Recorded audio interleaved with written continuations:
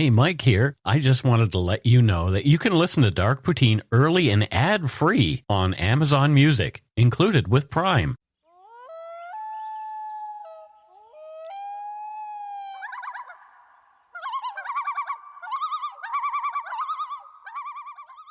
Alrighty, welcome back to Dark Poutine. I am Mike Brown, and again, I am coming to you from the Dark Poutine studio here in Langley, British Columbia. It's hot in here. And Matthew, live from the Eagle's Nest. With a snoring Steve at my feet. So if you hear a little bit of snoring, that's just my dog. I love Steve. Steve can snore away. I think people will accept the snoring of Steve in this podcast. It's actually quite relaxing. Yeah, it is. There's something about animals, like especially cat purrs. I find cat purrs very relaxing.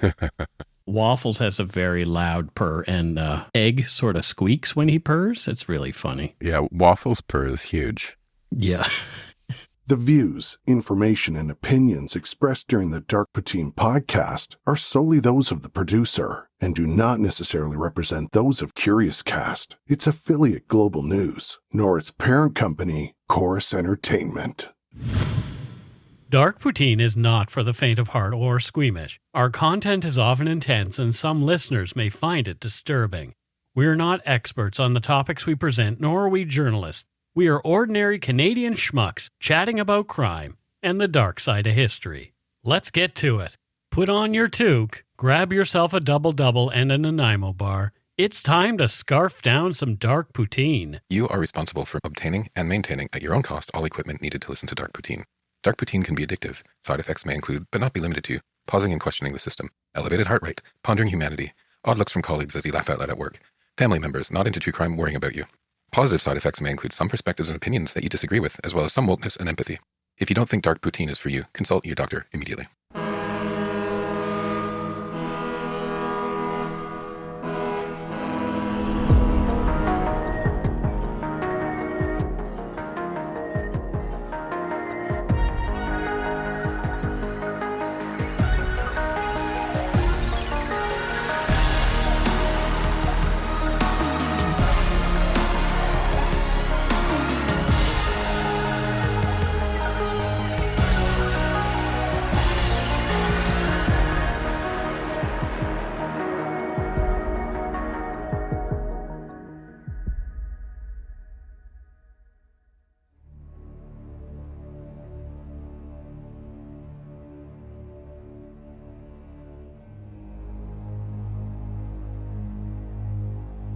The 1612 Lancashire trials of the accused Pendle Hill witches, one of the most notorious witchcraft trials in English history, took place during the reign of King James I. 12 individuals from the area around Pendle Hill in Lancashire were accused of practicing witchcraft and brought to trial at Lancaster Assizes. Of these, 10 were found guilty and hanged. 1 was found not guilty, and another died in prison. The trial is particularly remembered for the testimonies of the accused and their accusers, especially that of a young girl, Jennet Device, whose evidence played a significant role in the convictions of her mother, her brother, and others involved. While the immediate aftermath of the Pendle trials saw heightened witch paranoia, the extremity of the trials and the nature of the evidence also sowed seeds of skepticism. Over time, as more trials took place, some segments of society began to question the validity of witchcraft accusations and the reliability of the testimony of children and confessions obtained under pressure, i.e. torture. It's believed that from the early 15th to the early 18th centuries, the total number of executions from English witch trials was just under 500. This is Dark Poutine episode 285, Away Game, The Trial of the Pendle Witches. The fear of witches in Britain has deep historical roots. Central to this fear was the influence of Christianity, which, as it became the dominant religion, viewed witchcraft as heresy and witches as those who had forsaken Christ for Satan. As Christianity spread, it often demonized Britain's pre-existing pagan traditions, associating old practices with evil and witchcraft. Beyond religious beliefs, societal and economic challenges often led to witches becoming scapegoats. During times of plague, famine, or economic strife, marginalized individuals, particularly elderly women living alone, were blamed for these misfortunes. Mike, whenever you have a rise in moral conservatism, it seems to me that the other is often needed as something to focus on, right? So this conservative wants to stay away from arguments of freedom of choice, but instead sort of try to dehumanize the individual by calling them morally corrupt. And we're actually seeing a lot of that right now, aren't we? Yes, this is exactly why we're doing this episode, because it is relevant, interestingly. The late medieval period saw an uptick in witch hunts across Europe, further fueled by influential texts like the Malleus Maleficarum, published in 1487. I picked up a wonderful edition of the book when I visited Cambridge University in 2022. It's a harrowing and mind-bending read. The Malleus Maleficarum, translated as The Hammer of the Witches, is the most notorious of the witch hunt manuals, submitted to the University of Cologne in 1487 and written in Latin by James Sprenger and Henry Kramer. Its exact origins and the details about its authors remain somewhat obscure. However, its impact is undeniable. The manual was used for 3 centuries, guiding the detection, persecution, and execution of alleged witches in England and across Europe. It detailed the evidence and procedures for identifying, torturing, and executing those suspected of witchcraft. Many innocent individuals, especially women, were killed for trivial reasons based on a dangerous mix of superstition, pseudoscience, and societal fears, leading to the persecution and execution of countless innocent individuals. Here are some specific criteria and methods the text advocated for. Physical marks. The manual suggested that witches often had specific marks on their bodies like moles, scars, or birthmarks, which were seen as the devil's mark or a sign of their pact with him. These marks were believed to be insensitive to pain, so pricking or cutting them without eliciting pain was taken as evidence of witchcraft. The witch's teat, and this one's a weird one, this was believed to be a supernumerary nipple used by witches to feed their familiar spirits. If such a mark was found and it was insensitive or bled abnormally, it was taken as a sign of witchcraft. Witches' teats were likely abnormal skin growths or marks, ranging from moles, warts, and skin tags to actual third nipples or what we'd recognize today as melanomas. Any unusual or unexplained skin feature would be labeled as a witch's teat. Accused witches, mostly women, were subjected to traumatizing intimate examinations in search of this particular mark by their male accusers, even inside their various bodily orifices, and you can go to all kinds of places with that. During one trial, a witch's teat was found, quote, between the woman's seat and her secrets. What does that mean? On her taint? Yeah, that's what I assume of that. Ugh. Can you imagine having a bunch of creeps forcing themselves to look at your most intimate? I'm telling you, it ain't a witch mark. It's just a scar. Yeah. Oh dear.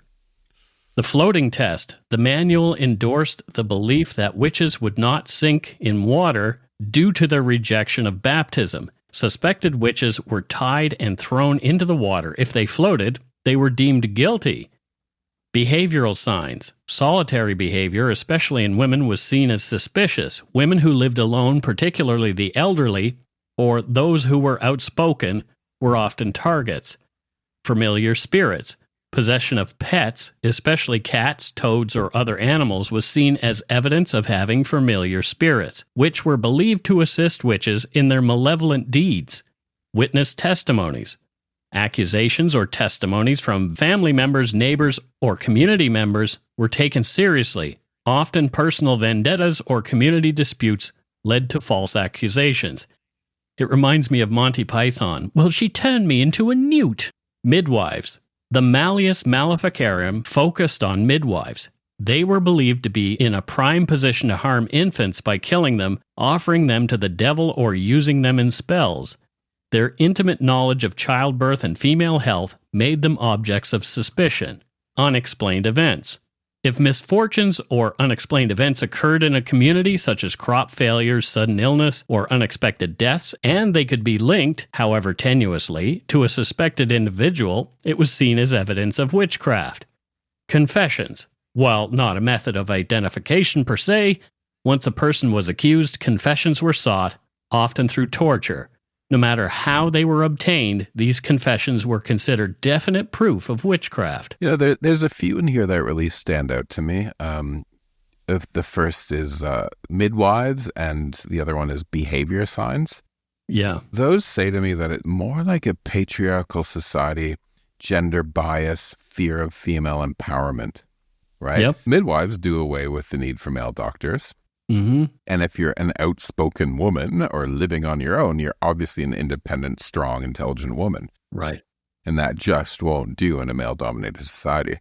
And also, imperfection in women, like mole scars, birthmarks, is all rather sexist, right? Not sort of the pure white, white as skin, perfect china. You know what I mean? Sort of thing. Yeah. That sort of putting women who maybe were not, how do I say, traditionally considered beautiful. Yeah. As witches as well. Yeah, we'll get into a later description of one of the women who was accused of being a witch, which doesn't paint her in the most kindly light. And maybe it was, she just had birth deformities or something like that. But because she had those things, they saw that as evidence that she was a witch. Legal stances in England also evolved, with Henry VIII's 1542 law marking witchcraft as a felony, and subsequent laws in 1563 and 1604 imposing even harsher penalties. Local folklore and superstitions further embedded the fear of malevolent witches in cultural consciousness. Additionally, the political landscape occasionally saw accusations of witches used to discredit rivals. The 16th century religious upheavals, including the Protestant Reformation, heightened the focus on religious purity, leading both Protestant and Catholic regions to intensify their efforts against perceived heresy, including witchcraft. And there you go again, right? The need for moral superiority and an enemy to focus on. Yeah, anything that's other, focus on that. And it's what Hitler did. And it's what we're seeing in the southern U.S. right now with laws that are anti-LGBT. I mean, Canada just made an announcement that people who are LGBT should look very carefully at the state that they may travel to before they go, because they may be in jeopardy there, which is crazy. The quote from that, so it was a travel advisory warning, right? The gays are used to getting them for places like in the Middle East, anti-gay Middle Eastern regimes, and now some states in the United States. Yeah. In a quote from the information that was sent out from the Canadian government was, you have to follow the local laws, quote, even if they are against your human rights. Ugh. King James I's personal encounters with witchcraft, particularly the renowned North Berwick witch trials in Scotland, deeply shaped his perspective on the matter. To provide context, in 1589, as King James VI of Scotland, before he became King James I of England, he was prepared to wed Anne of Denmark. However, Anne's journey to Scotland was disrupted by violent storms, compelling her to seek shelter in Norway. Determined, James voyaged to Scandinavia, married her in Oslo, and they both faced tumultuous storms again on their return to Scotland. Upon their arrival, rumors circulated suggesting that witchcraft was responsible for the storms. Suspicion fell on a group of alleged witches from the coastal town of North Berwick, believed to have conjured the storms under Satan's influence to assassinate James. The North Berwick witch trials, commencing in 1590, spanned 2 years. Under duress, several accused admitted to conspiring with the devil to harm the royal couple. Agnes Sampson, a revered healer, and Dr. John Fian, an academic, were among the most prominent figures at the trial. Both faced severe torture, with Samson admitting to the conspiracy and Fian being executed after several admissions and retractions. You just can't win, can you? If No. you say you're not evil, you're tortured till you say you are, then oh no, actually I didn't mean it. Okay, I did. And then you're killed. Yeah. By the way, Mike, it's North Berwick, not Berwick. My birth mom is from Berwick, Nova Scotia, so that's the way we pronounce it. But so the Brits have different ways of pronouncing, Lancashire instead of Lancashire. Well, it started there, so I like go forward with the way it was meant. So she lives in Berwick, not in Berwick. Okay, I'll tell her that, and I'm sure she'll be interested in that. She'll be confused at where she lives. The Berwick events profoundly affected James, solidifying his belief in the existence and peril of witchcraft. His direct participation in the trial processes underscored his convictions.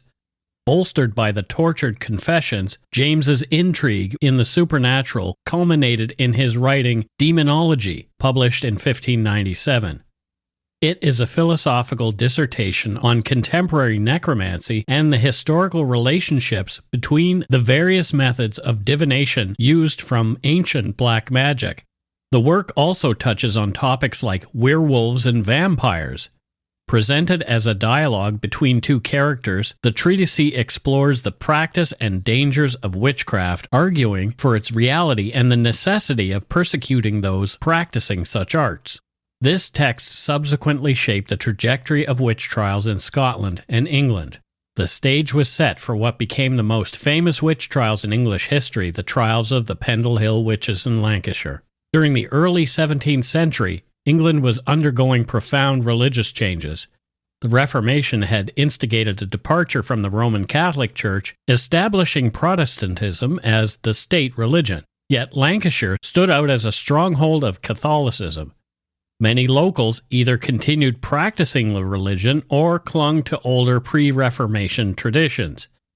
This religious divergence made Lancashire a hotspot for allegations of heresy and witchcraft, as these were perceived threats to the dominant Protestant order. During the early 1600s, the landscape around Pendle Hill was predominantly rural, with most of its inhabitants engaged in agricultural activities. They depended on the land for farming crops and raising livestock, making the region's economy largely agrarian. The early 1600s weren't flourishing times for many English regions, and Lancashire felt the pinch. The combination of economic strains and occasional poor harvests often led to community disputes and envy, and of course, accusations of witchcraft. And that's just ripe for a good old witch trial, isn't it? That you have a struggle for whose religion's going to dominate. You're having economic hardships. Yeah. Totally ripe for a witch trial. The terrain around Pendle Hill was characterized by its moorland, rough pastures, and wooded valleys.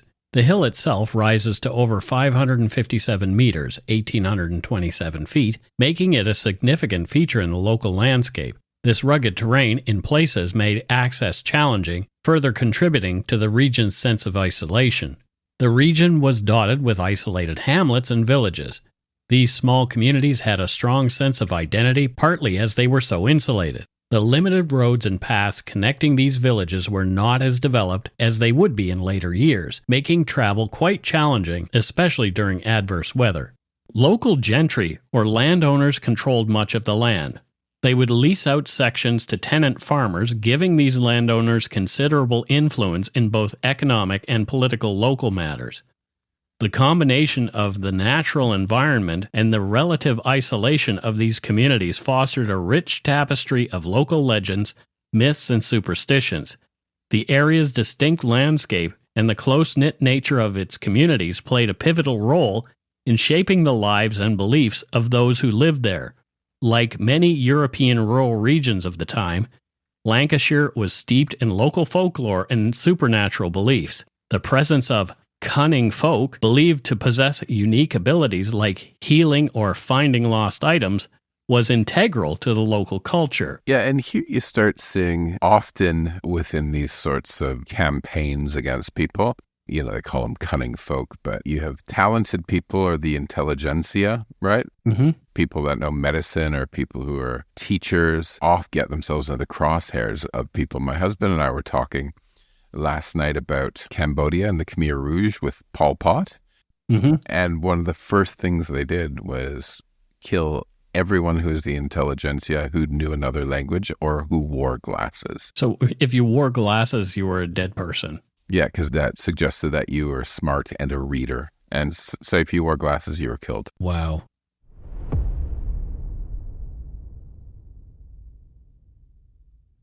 On the political front, local authorities, especially magistrates, significantly influenced the trajectory of the witch trials. Their personal beliefs, aspirations, and interpretations of the law and religion determined their reaction to witchcraft allegations.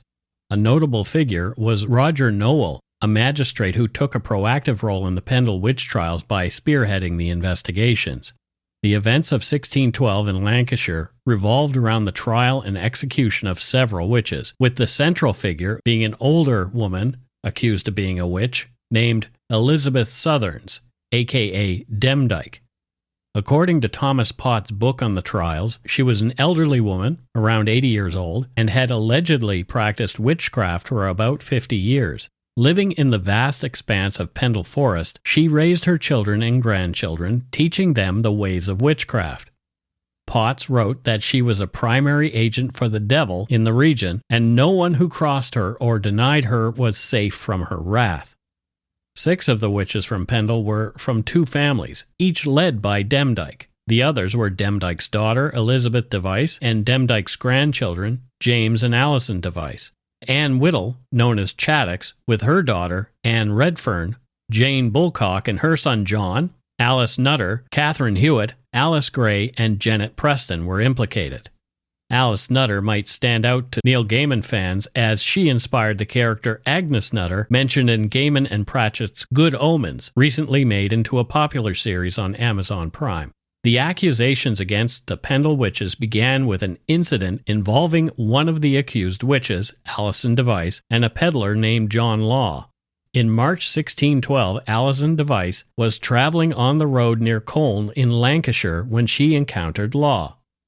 She asked him for some pins, which at the time could be used for various purposes, including healing practices and folk magic. For some reason, possibly because he refused or they had argued, Alison cursed him. Law suffered a stroke not long after, which left him partially paralyzed. Law's son, convinced that his father's ailment resulted from Alison's curse, reported the incident to the local magistrate, Roger Nowell. On March 30th, 1612, Alison Device, her mother Elizabeth, and her brother James were questioned by Nowell. Alison confessed to enlisting the devil's help to harm John Law after he accused her of theft. James supported her confession, while Elizabeth only hinted at her mother Demdike's involvement with the devil. Alison also accused Anne Whittle, known as Chattox, of witchcraft, suggesting a long-standing feud between their families. She claimed her father had once paid Chattox in oatmeal for protection, but his failure to pay led to his death. While the specific methods used to extract Alison's confession are not detailed in the surviving records, it's important to note the context of the times. During the early 17th century, accused witches were often subjected to intense and coercive interrogation. Torture was not legally sanctioned for witchcraft investigations in England, unlike some other parts of Europe. However, the conditions of imprisonment, including starvation, the fear of execution, and the relentless questioning, could have been psychologically torturous. Alison quickly admitted to cursing Law, but her confessions didn't stop there. According to Potts, Alison stated that around 2 years ago, her grandmother, Elizabeth Southerns, a.k.a. Demdike, frequently urged her to allow a devil or familiar spirit to appear to her during their begging trips. Her grandmother promised that if Alison let the spirit draw blood from her, she could have whatever she wished. She also mentioned an incident where John Nutter, another of the accused, asked her grandmother to heal his sick cow. Her grandmother, who was blind, went out late at night with Alison's assistance and stayed outside for about half an hour. Alison's sister later brought her back inside. The next day, Alison heard that the cow had died, and she firmly believed her grandmother had bewitched the cow to death. On another occasion, after Alison had collected a container of milk through begging, she left it at her grandmother's house. When she returned about a half hour later, Butter had magically appeared in the milk, even though the amount of milk remained unchanged. She noted that her grandmother, who was in bed the whole time, had no butter in the house before Allison left. Allison also recalls an incident with Richard Baldwin in Pendle Forest. Baldwin forbade her from entering his land about 2 years prior after a disagreement with her grandmother. A few days later, her grandmother went out late at night and stayed out for an hour. The next day, Allison heard that Baldwin's daughter had fallen ill. The child's sickness lasted for about a year before she died. Allison is convinced that her grandmother bewitched the child, causing her death. Lastly, Allison mentions that after the disagreement with Baldwin, her grandmother frequently prayed for him quietly and loudly and often cursed him. She also accused other residents, including members of her own family, of witchcraft. This set off a chain reaction of accusations. More after a quick break. But first, here's a promo for Supernatural Circumstances. Oh yeah, that show. Hey Dark Poutine listeners, Mike here. Are you ready to dive deep into the mysteries of the supernatural? Join me and award-winning paranormal researcher Morgan Knudsen as we dissect chilling phenomena on Supernatural Circumstances. From spine-tingling hauntings to creepy cryptids and other paranormal subjects, we'll be your guides on this extraordinary journey. We're in Season 2 right now, so there are plenty of episodes for you to catch up on. Buckle up and explore the unknown with us and numerous expert guests. Download Supernatural Circumstances wherever you podcast.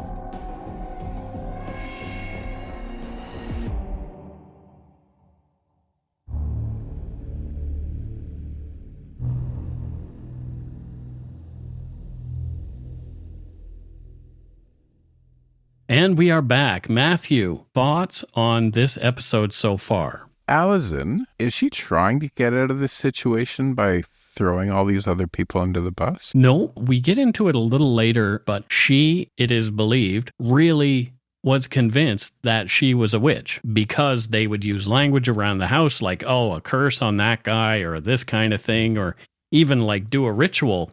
Okay. And maybe these were just like regular pagan beliefs that they practiced, that the family had practiced through the generations. But yeah, Allison apparently believed she was really a witch. Okay. Yeah, so it sort of throws a wrinkle into things. But I curse people all the time, but I don't think I'm a witch. I'm noting this and I'm telling.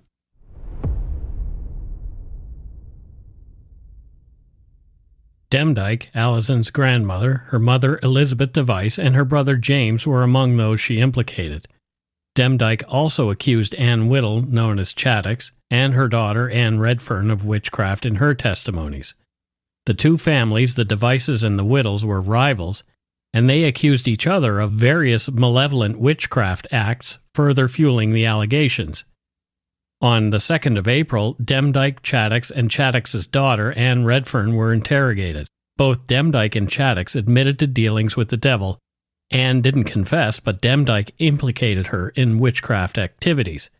Another witness linked Redfern to a man's mysterious illness and death. Based on these testimonies, Noel sent the accused to Lancaster jail to await trial. The arrest and initial trial of the four women could have concluded the situation. However, the situation escalated when a meeting was held at Malkin Tower, the home of the Device family, on Good Friday, the 10th of April, 1612. It's believed that Malkin Tower was located near Newchurch in Pendle, or possibly at the current Malkin Tower farm site in Blacko. The gathering was seen as a witches' sabbat, and further suspicions arose about those who attended. James Device stole a sheep from a neighbor to provide food for the gathering. The event was attended by friends and others who supported the family. When Roger Noel learned of this gathering, he chose to delve deeper. On 27 April 1612, Noel and another magistrate, Nicholas Bannister, conducted an investigation. They aimed to uncover the reasons for the Malkin Tower meeting, its attendees, and the events that transpired there. The investigation led to the accusation of 8 more individuals for practicing witchcraft: Elizabeth Device, James Device, Alice Nutter, Catherine Hewitt, John Bulcock, Jane Bulcock, Alice Gray, and Jennet Preston. Since Jennet Preston resided in Yorkshire, she faced trial at York Assizes. The rest were sent to Lancaster jail, joining the 4 already incarcerated. And apparently they were all put in the same room, which is fun. I'm kind of thinking that maybe they were just having a kegger and stole a goat for food and having a good time. And I think that's exactly what was going on. somehow it turned into this, it was a witch meeting. Yep, exactly. It's a kegger. Kegger with a stolen goat. So really, the guy who stole the goat is probably the only person who should be in trouble. And as far as I'm aware, that person was a child anyway. Yeah. I mean, yeah. So, oh boy. Wow. The prevalence of witchcraft in the Pendle area indicates that some individuals might have worked as traditional healers, blending herbal remedies with charms, making them vulnerable to witchcraft accusations. Many of the claims arose from the Demdike and Chattox families accusing one another, possibly due to professional rivalry, as they both might have been involved in healing, begging, and demanding money for goods. 80-year-old Demdike's confession was extracted most likely under torture. According to Pott's account, Elizabeth Southerns admitted that around 20 years ago, while returning from begging, she encountered a spirit or devil near a stone pit in Gouldshey, within Pendle Forest. This spirit, appearing as a boy with a half-black, half-brown coat, offered her anything she desired in exchange for her soul. When she asked his name, he identified himself as Tib. Hoping for the promised gains, she agreed to the deal. The spirit would appear to her for the next 5 or 6 years, usually around twilight, asking her what she wanted. She always declined his offers. However, after about 6 years, the spirit appeared as a brown dog on a Sunday morning while she was dozing with her child on her lap. It tried to draw blood from under her left arm. She woke up and prayed for her child's safety, but couldn't pray for herself.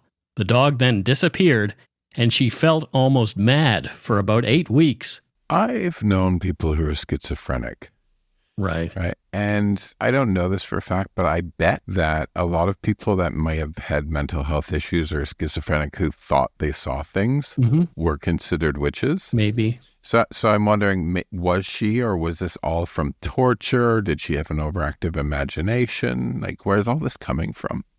Well, that's a good question. I mean, this was, 400 years ago. So I would love to ask her, but I don't think we can. Go ask her. Well, I'll hold a seance right here with my Ouija board. Witch, burn them. Yeah, exactly. But I think you're right. There were people who had psychosis or something like that who were considered to be witches because they said they saw and heard weird things. Yeah. So instead of taking care of these people, as we know now they're not well, these people were seen as witches and sometimes burned or hung. Do you really have a Ouija board? I do. Cool. But when it comes to these families, I think they were really practicing some pagan beliefs. That's what all the reading that I've done seems to indicate. It's really, really interesting. Perhaps they thought they were witches, but I highly doubt that they were powerful enough to affect people's lives in the way in which they were accused. Demdike admitted to the incident with Baldwin, mentioned by Allison. Just before the last Christmas, after her daughter had helped Richard Baldwin's family at the mill, Elizabeth was advised by her daughter to ask Baldwin for compensation for the help. On her way to Baldwin's house, she encountered him. Baldwin rudely told Elizabeth and her daughter Allison, who was guiding her blind mother, to leave his property, calling them whores and witches. He threatened to burn one and hang the other. Elizabeth cursed Baldwin, and as she moved on, the demon Tib appeared, urging her to seek revenge on Baldwin. She told the spirit to take revenge on Baldwin or his kin. After this, she never saw the spirit again. Elizabeth also shared a method of witchcraft. To harm or kill someone, one could create a clay figure representing the person. If they wanted to cause pain in a specific body part, they would prick that part of the figure with a thorn or pin.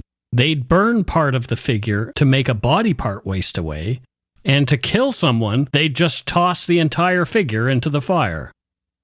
Jennet Preston was the first to face trial at York Assizes on 27th of July, 1612. Her trial was overseen by judges Sir James Altham and Sir Edward Bromley. Jennet faced charges of using witchcraft to murder local landowner Thomas Lister of Westby Hall. Despite her not guilty plea, she had a prior accusation in 1611 of killing a child through witchcraft, though she was acquitted then. A significant piece of evidence against her was that Lister's corpse bled when she touched it. Further, James Device claimed that Jennet sought assistance for Lister's murder during a meeting at Malkin Tower. Ultimately, she was found guilty, sentenced to death, and executed on the 29th of July at Knavesmire, now the location of York Racecourse. On the 18th and 19th of August 1612, the trial of the Lancashire witches occurred at Lancaster Castle. All the accused individuals were from Lancashire and were tried there, with Judges Altham and Bromley again presiding. The main prosecutor was Roger Nowell, a local magistrate who had gathered all the testimonies and confessions. The most significant testimony came from 9-year-old Jennet Device against her mother Elizabeth, a widow. Her participation as a key witness was unusual for 17th century trials, but King James had advocated for exceptions in witchcraft trials, as noted in his book Demonology. Jennet not only identified attendees of the Malkin Tower meeting, but also testified against her own family members. According to Potts, when Jennet was called, her mother began cursing and shouting at her. This terrified Jennet so much that she tearfully told the judge she couldn't speak with her mother present. Potts wrote that this particular witch had a distinct birthmark. Her left eye was positioned lower than her right. One eye looked down while the other looked up. This deformity was so unusual that many in the courtroom remarked they had rarely seen anything like it. Despite pleas and promises of leniency, the mother continued her outbursts, hoping to force her daughter to retract her previous statements made to Mr. Nowell.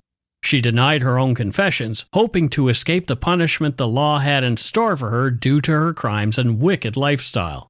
Finally, when no other method worked, the judge ordered the mother to be removed. Jennet was then placed on a table in front of the entire court. She provided her testimony to the jury as follows. She said, "My mother is a witch, and that I know to be true. I have seen her spirit in the likeness of a brown dog which she calls Ball. The dog did ask what she could have him do, and she answered that she would have him help her to kill." Jennet said Elizabeth asked Ball to help her kill John Robinson of Barley, also known as Swire. With Ball's assistance, according to the court's investigation, Swire was indeed killed through witchcraft. Jennet's mother, the girl said, had been practicing witchcraft for the past 3 or 4 years. Jennet further confessed that her mother summoned Ball again about a year later, who appeared as before. Her mother wanted him to kill James Robinson, also known as Swire, of Barlow, who was John's brother. Ball agreed, and around 3 weeks later, James died. Jennet Device stated that on the recent Good Friday, around 20 people, of whom she remembers only 2 being men, gathered at her grandmother's house, known as Malkin Tower, around noon. Her mother informed her that all these individuals were witches. They had come to give a name to the spirit or familiar of Alison Device, Jennet's sister. For their meal they had beef, bacon, and roasted mutton. According to her brother James Device, this mutton came from a sheep belonging to Christopher Swires of Barlow. The sheep had been stolen and brought to their house the night before by James, and Jennet witnessed it being killed and then consumed. Furthermore, Jennet recognized and named 6 of the witches present: the wife of Hugh Hargraves from Pendle, Christopher Howgate of Pendle, who was her uncle, his wife Elizabeth, Dick Miles from Rough Lee, Christopher Jacks from Thorny Holme, and his wife. She didn't recall the names of the others present, but she knew her mother and brother were among them. Lastly, Jennet admitted that her mother taught her 2 prayers, one to heal those who are bewitched and another to obtain drinks. After all the testimony was in, the court found Elizabeth guilty, and she was sentenced to hang. This is an important little piece here, right? Yeah. You have a child, a little girl, right, giving evidence that is the main evidence that had her mother found guilty and convicted. And the children are children, right? She could have been spanked the day before, so she's pissed off with her mom, right? Yep. She could have not really understood what was happening, right? Mm-hmm. Being easily confused or manipulated as a child. And she could have been frightened. And manipulated by people asking the questions to you can do that easily, right? Yeah. That's why you need specialists to help get witness statements out of children because you can't lead them because they're impressionable, right? Right. Jennet's accusations then fell on her brother James. She said he had been practicing witchcraft for about 3 years. She recalled that at the start of this period, a black dog with James named Dandy appeared in their mother's house. When Dandy appeared, James asked it to help him kill an elderly woman named Mistress Townley of Carr. Dandy agreed to assist, and both James and Dandy, according to Jennet, expressed their intent to harm Miss Townley. Jennet visited Carr Hall, where she saw Miss Townley looking unwell in the kitchen. This made Jennet believe that her brother, with Dandy's assistance, had harmed Miss Townley. The court was impressed by Jennet's testimony, especially given her young age. They admired her composure, clarity, and understanding as she provided evidence against her own brother James, who didn't deny her claims and acknowledged their truth. However, the accusations against James didn't end there. He was known for his malicious spells, practices, and meetings to plot harm and mischief. It was believed that he followed the teachings of his grandmother, Old Demdike, and his mother, Elizabeth Device. When he began practicing witchcraft, he was said to have constantly caused harm and even death. He wouldn't let anyone who slighted him go without facing some danger. Based on these accusations, he was subsequently charged with the murder of 2 more individuals. James Device, just a few years older than his 9-year-old sister, denied charges of using witchcraft to murder Anne Townley and John Duckworth. His confession, made earlier to Noel, coupled with his sister's testimony, sunk him. The jury also convicted him. Wow, so this 9-year-old girl's taken down her brother and her mother. Well, yeah, and also she's implicating all these other people. Lots of other people. Yeah, and her testimony is used against them as well. On August 18th, Anne Whittle, also known as Chattox, faced accusations of murdering Robert Nutter. Despite her initial plea of innocence, a confession she'd given to Roger Noel, possibly under duress, was shared in court. James Robinson, who had lived with the Chattox family 2 decades prior, provided evidence against her. He recalled Nutter blaming Chattox for spoiling his beer and mentioning that many considered her a witch. Overwhelmed, Chattox confessed, seeking God's mercy and pleading for the court's leniency towards her daughter, Anne Redfern. On August 19th, before Anne Redfern's initial court appearance, the cases of the 3 Samlesbury witches were presented. Later in the day, Anne was charged with Robert Nutter's murder. The evidence against her was deemed insufficient, leading to her acquittal. However, the next day didn't favor Anne Redfern. She was on trial then for the murder of Robert Nutter's father, Christopher, and she pleaded innocent. In court, Demdike's statement accusing Anne of crafting clay figures of the Nutter family was read. Witnesses labeled Anne as a witch, even more dangerous than her mother. She was convicted despite her consistent denial of guilt and not testifying against any co-accused.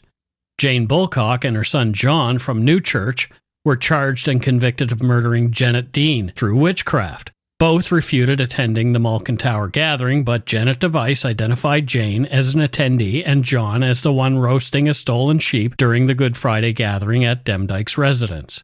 Alice Nutter, distinctively wealthier than the other accused, remained silent throughout her trial, only pleading not guilty to the charge of murdering Henry Minton through witchcraft. The prosecution claimed she, along with Demdike and Elizabeth Device, caused Minton's death after he denied Demdike a penny. The primary evidence against Alice was James Device's claim that Demdike informed him about the murder and Jennet Device's statement about Alice attending the Malkin Tower meeting. It's speculated that Alice might have been attending an illicit Catholic service on Good Friday and remained silent to protect fellow Catholics.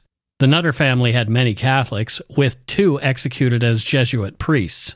Alice was convicted. Catherine Hewitt, also known as Mold Heels, was convicted of murdering Anne Foulds. She was a clothier's wife from Colne and had attended the Malkin Tower meeting with Alice Gray. James Device's testimony claimed both Hewitt and Gray confessed to killing a child, Anne Foulds, during the meeting. Jennet Device also identified Catherine and confirmed her presence at the meeting. So again, here's Jennet Device sinking another person, but we wanted to talk a bit about some witchy nicknames, because we've seen a few. We've seen Demdike and Chattox, and now we see Mold Heels. She must have had horrible feet. Or stinky. Stinky feet or something. I think I'd be the gay wizard of potions and herbs since I hawk cannabis. You might be, yeah, exactly. Well, you're definitely going to that other place, Matthew. You're. I am totally evil. I did have a massage today by my neighbor, and when she's doing my feet, and I'm like, yeah, you can just call me Hobbit. I have like big, thick, totally flat, honking feet, and I'm like, sorry for the Hobbit feet, and she almost died laughing. Oh dear. A detailed account of the trial of Alice Gray, accused alongside Catherine Hewitt for Anne Fold's murder, is missing from Pott's records. She's been mistakenly listed as one of the Samlesbury witches, even though she was identified at the Malkin Tower meeting. She was acquitted. Alison Device, whose initial interaction with John Law set off the chain of events leading to the trials, was charged with causing harm through witchcraft. Ultimately, her alleged victim, John Law, confronted her in court. Alison seemed convinced of her own guilt and confessed when faced with Law. She was convicted.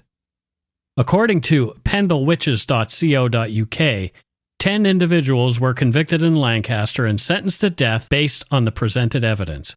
8 others were acquitted, though it's unclear why, as the evidence against all of them seemed equally questionable and baseless. The 10 people who were sentenced included Anne Whittle, also known as Chattox, Anne Redfern, Chattox's daughter, Elizabeth Device, Demdike's daughter, James Device, Elizabeth's son, Alison Device, another child of Elizabeth, Alice Nutter, Jane Bulcock, John Bulcock, Jane's son, Catherine Hewitt, also known as Mould Heels, and Isabel Roby. Elizabeth Southern would have been hung as well, but she died in jail because she was an old lady and wasn't being taken care of very well. That's a big number of people in a small community. Yeah, it really is. These individuals were executed in Lancaster on August 20th, 1612, hanged on the moor above the town after being found guilty of using witchcraft to kill 16 residents of the forest of Pendle. Can you imagine? Essentially, it would have been 11 people had Elizabeth Southern Demdike not died. That would be a lot of people seen hanging above the town. What a message that would send. Absolutely. Yeah. And I think that's probably the point. Yeah, that is entirely the point. The alleged murder victims were Robert Nutter from Greenhead, Richard Asseton from Downham, a child of Richard Baldwin, John Device from Pendle, Anne Nutter from Pendle, a child of John Moore, Hugh Moore from Pendle, John Robinson, also known as Swire, James Robinson, Henry Mitten from Roughlee, Anne Townley, Henry Townley's wife, John Duckworth, John Hargreaves from Goldshaw Booth, Blaise Hargreaves from Higham, Christopher Nutter, and Folds from near Colne. As mentioned, the peddler, John Law, cursed by Alison Device, had lost the use of his limbs. There could be any number of explanations for the deaths that happened and all that kind of stuff.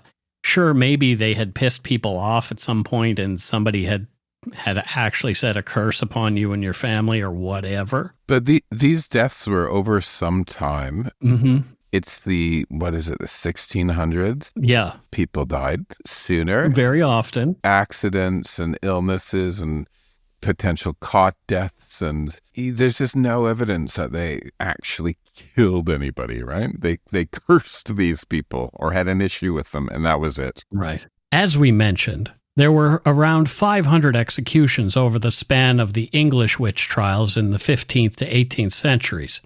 The Pendle witch trials represent over 2% of that overall tally.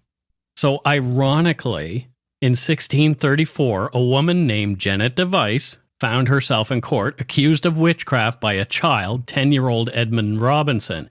A woman bearing that same name appeared among 20 individuals tried at Lancaster Assizes on 24th March 1634.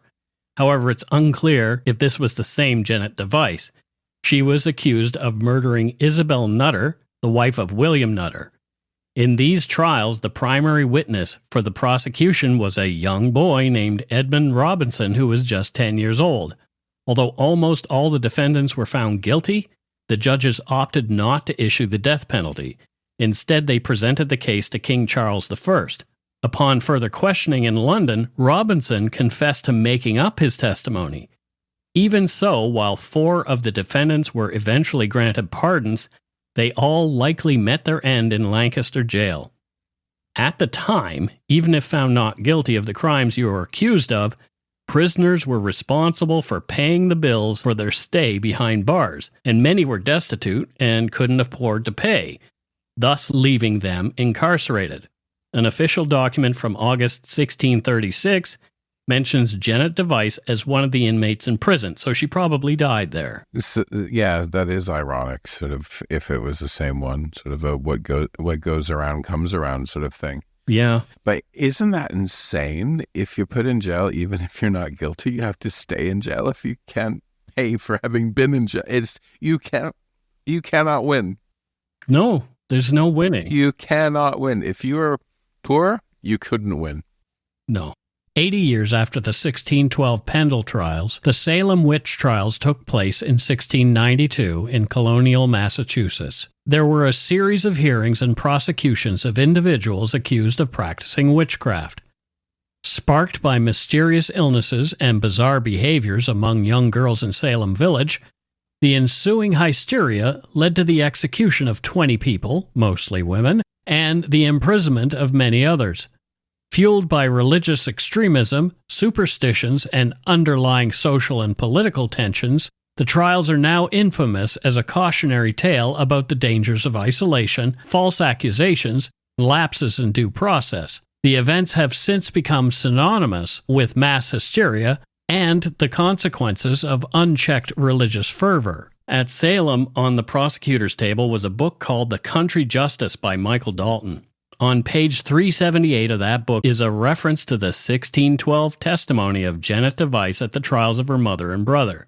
Jennet's earlier testimony had set a precedent for accepting children's testimonies in witchcraft trials. During the Salem witch trials, young girls, including Abigail Williams and Betty Paris, played central roles as accusers. The acceptance of spectral evidence, where the accusers claimed to see the spirits of the witches harming them, was particularly controversial. The relevance of Jennet Device's testimony to the Salem trials lies in how both events underscore the dangers of accepting uncorroborated testimonies, especially from impressionable young individuals, without rigorous scrutiny. Both historical episodes serve as cautionary tales about the consequences of mass hysteria, the use of legal proceedings, and the potential for manipulation in such charged atmospheres. Yeah, and be cautious of people sitting in high places whipping up the idea of like a moral panic. There's always an agenda with this kind of stuff. Always an agenda. And that's it for this episode of Dark Poutine. Away Game, the trial of the Pendle Witches.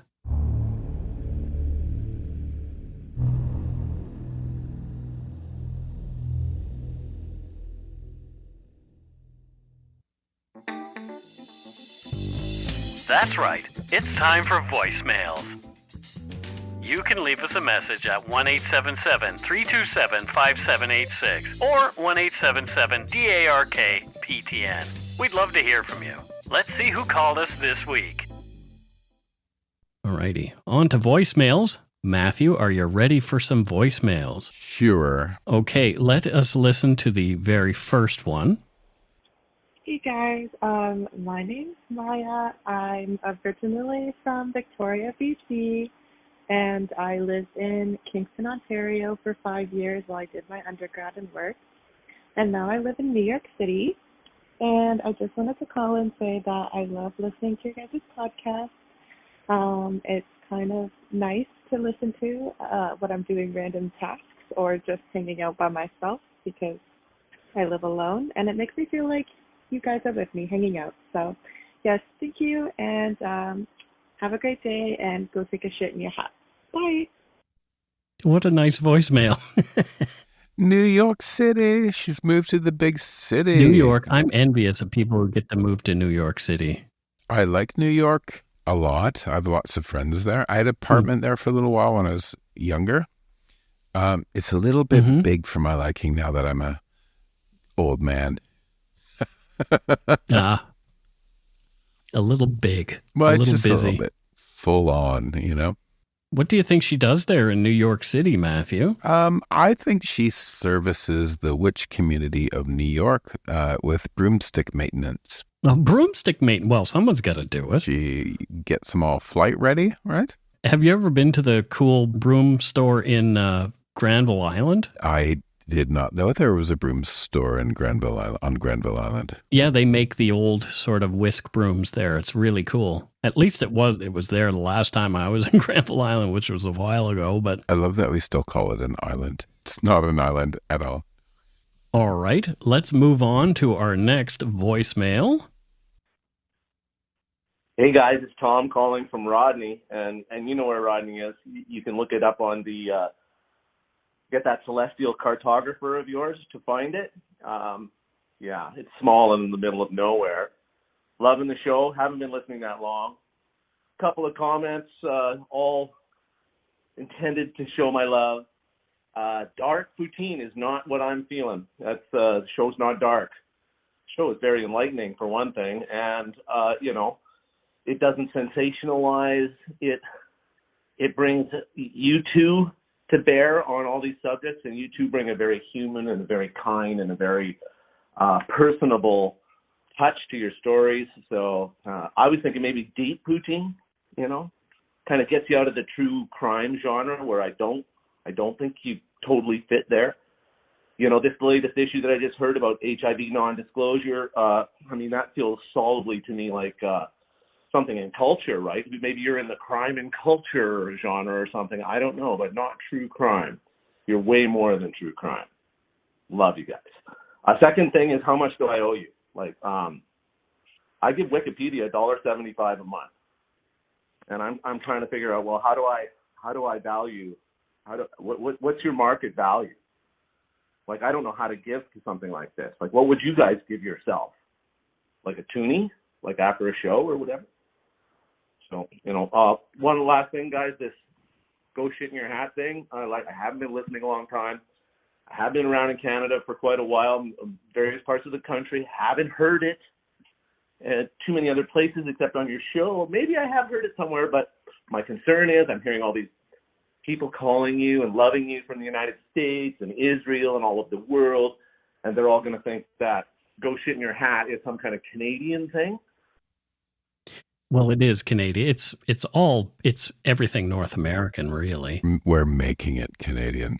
Well, exactly, and we are actually inserting weird Canadian ideals into other cultures' brains about us. So, and sometimes you just make that shit up. And as far as exactly, and as far as how much I would pay us. $1 million. Well, here's the thing. We just passed 20 million downloads. Boom. 20 million downloads. That is a lot of downloads. I would love a penny for every one of our 20 million downloads. Or, better yet, $10 for every one of our 20 million downloads. And then Matthew and I could retire. You'd still have Dark Poutine. It would be just really well produced because we wouldn't be producing it anymore. Matthew and I would be just getting together, having a conversation, reading somebody else's well-researched script. I think Tom is. So he said he's in Rodney, yeah. I think he's the chief sorcerer of the arcane realm, and he lives. I don't know if you know Rodney that well, but there's a citadel of enchantment in Rodney, and that's where he sits in chief sorcerers in Rodney. Oh dear. Yeah, I'm staying on the theme today. Yeah, I get it. But I get where you're going. I also appreciated that what Tom is saying about beyond true crime, because I really like that actually. And well, that's my aim, is to be a different voice in this genre. I mean, we do still fit in the genre. I really believe that, but we are also in the cultural and history genres as well. But yeah, I want to be a different voice in true crime. Absolutely. And you know me, Mike. I like doing the dark history episodes the best. Yeah. I and I'm sure that this is one of those because it happened in 1612. I don't know what all. it says about me that I'm more comfortable talking about mass killings than I'm about individual. Oh no. Right? Because dark history usually is like entire peoples, right? Yeah. It doesn't quite make sense, but I think you know where I come from. It's like I do. That's it for this week's voicemails. Again, you can leave us one at 1-877-327-5786 or 1-877-DARK-PTN. We'd love to hear from you, even if it is just to say hi and to tell us to go shit in our hats. If you're stumped for what to chat with us about, a quick story is welcome. All right, it's time for Donut Money Donors and Patreons. Yay. And first up, as far as patrons go, we have Wendy Jedry, and I don't know where Wendy is from. Wendy is from Chicago. She's from Chicago, that toddler town. Yeah. And what does Wendy do there in Chicago? Let me guess, it's something witch related. Crystal ball consultants. Oh, there you go. I would love, I am looking for a crystal ball. I actually am. So I would love to be able to find an interesting looking presented crystal ball that doesn't cost $500. So Wendy is very. What she does, she does a couple-hour interview, and gets your birth date and sort of all the star alignments and all that stuff, and figures out which kind of crystal ball would be most useful and practicable for the specific person. That's what she does. Oh, that's really cool. I like that idea. Yeah. So next up, we have Catherine Rowan Jones. I don't know where specifically she's from, but she's paying us in pounds, so I would assume it's somewhere in the UK. I think she's from Ruislip. Okay, where's that? And part of the UK. Okay. Just and what does she do there? Extended London in some ways. Yeah. What does she do there? She helps people realm travel. She's a navigator. Realm travel? She's a navigator for I can't say it. Realm traveling. So what kind of realms? Like other realms other than this one? Yeah, like Elvenwood or Dragonfire Peaks or even the Land of Leprechauns. Oh, there you go. Well, that makes sense. Yeah. Not Papua New Guinea. I have a rule to never say Papua New Guinea because that's all you ever got before. Okay. Next we have... Early listeners will understand. Yeah. Next we have Jason McFarlane. And I don't know where Jason's from. He's from Hollywood. Hollywood. Okay. Yeah. And what does Jason do there in Hollywood? A brother of Seth. Oh, a brother of Seth. So what is that exactly? Well, Seth MacFarlane. Oh, Seth MacFarlane's brother. Wow. Yeah. So he does nothing. Oh, he knows Peter Griffin then. he's just living off of his brother's money. Sarah Jessica Parker's still on TV, and she looks like a foot. I bet she wish he was his brother. Yeah. Yeah. Anyway. Oh, dear. So he just lives off the avails of his brother. He doesn't really do anything. Yeah, I would too. Hey, yeah. There's no judgment from me in that at all. Yeah, being a kept person might be a fun thing. You know what I mean? Yes. You and I are both too old to be kept boys at this point in our life. Well, remember we had a caller named Marion last time? She was from New York. Yeah. Well, Marion R. Khan sent us some donut money. Thank you, Marion. Well, thank you so much.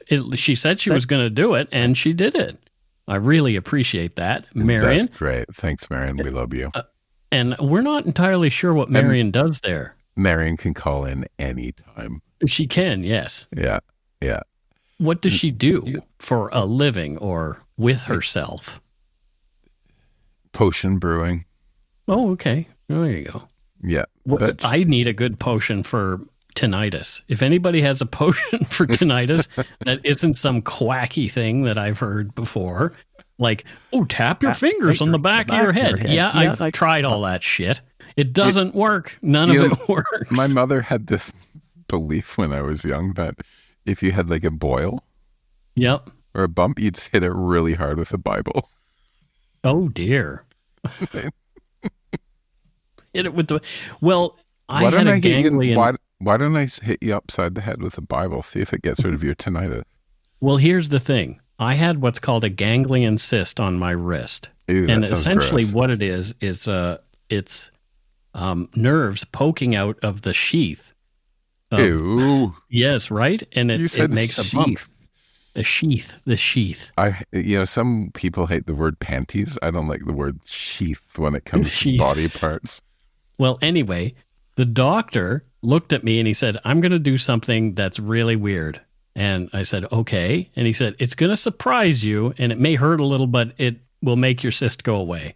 He said, put your hand down on the table flat. And so I put my arm and hand down on the table. He took a big medical text and gave it a whack. And guess what? The cyst was gone. Instantly. So your mother was correct. No, there you go. Number one. And he said, yeah, if you need to do it again, take a textbook or the Bible laying around your house and do that. Satanic Bible. Take the Satanic Bible. My Satanic Bible, yes, which I do have as well. Of course you do. You have if you don't know Mike, he has, no word of a lie, 5 trillion books. Mm-hmm. You do. Yeah. You have more books than I've ever seen anyone have. No.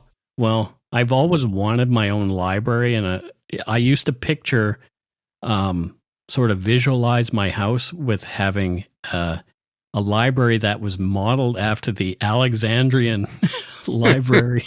The one that burned down? The one that burned. Well, hopefully mine will never burn. It will just be a really cool place. But I would love to have a house where I had a room that would look like the Alexandrian library. Big library, a table for playing board games with friends. Exactly. Anyway, that's it for Donut Money donors and patrons. Thank you all. Thanks to all our patrons and Donut Money donors, past and present, for your generosity. It helps to keep the show going. You can become a patron of Dark Poutine at patreon.com/darkpoutine. For a one-time donation, you can send us donut money via PayPal using our email address, darkpoutinepodcast@gmail.com. If you don't already subscribe to the show, it would mean a lot if you did. You can easily find Dark Poutine on Apple Podcasts, Spotify, or wherever you listen to your favorite shows. If you haven't gotten yours yet, my book, Murder, Madness, and Mayhem, is available to order via a link on the Dark Poutine website. And speaking of darkpoutine.com, please check it out for show notes and other cool stuff. We'd appreciate it if you took the time to give Dark Poutine a like or a follow on Facebook and Instagram. Most importantly, thank you for listening, and tell your friends about us. Word of mouth is a powerful thing. And that is it for this episode of Dark Poutine. So, until next time, don't forget to be a good egg and not a bad apple. Because there are enough of those already. There really are.